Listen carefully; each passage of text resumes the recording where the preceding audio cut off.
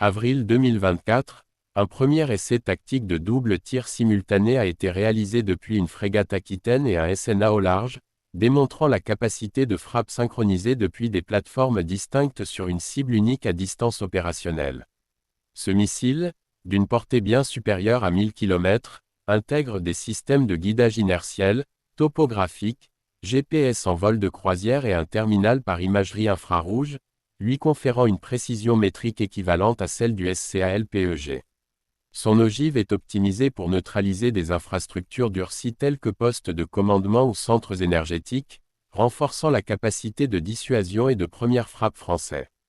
En termes de volume, la DGA a initialement commandé 50 exemplaires en 2006 puis 150 supplémentaires en 2009, pour approvisionner 6 FREMM et plusieurs SNA de classe suffrême.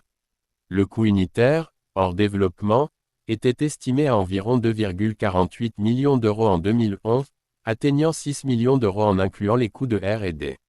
Selon des sources spécialisées, la production, jusque-là artisanale, a été intensifiée après le déclenchement du conflit en Ukraine, permettant une réduction des coûts unitaires à terme, même si le MDCN reste une munition onéreuse à réserver aux cibles de haute valeur situées dans la profondeur stratégique adverse.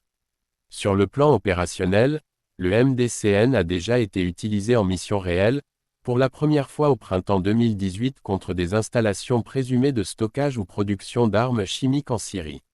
Il représente un élément clé de la stratégie française de frappe au premier moment d'une crise, pouvant infléchir la volonté adversaire dès les instants initiaux.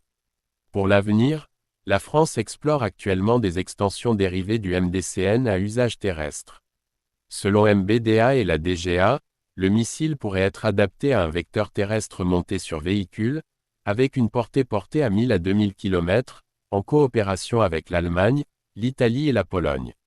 Ce projet vise à combler un vide capacitaire en matière de frappe à longue portée en Europe, et pourrait aboutir d'ici 2026 dans un rôle de dissuasion collective au sein de l'OTAN.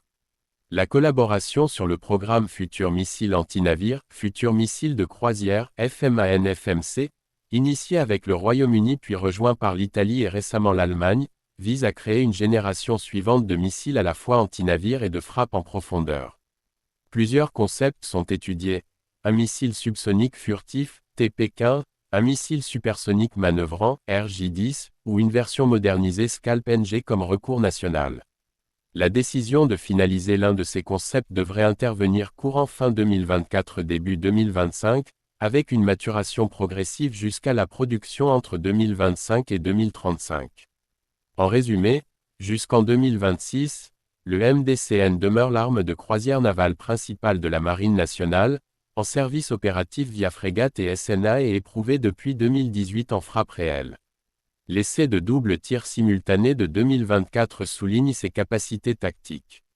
Le programme se dirige vers des adaptations terrestres à plus longue portée, et vers une nouvelle génération de missiles via le FMAN-FMC à horizon fin de décennie.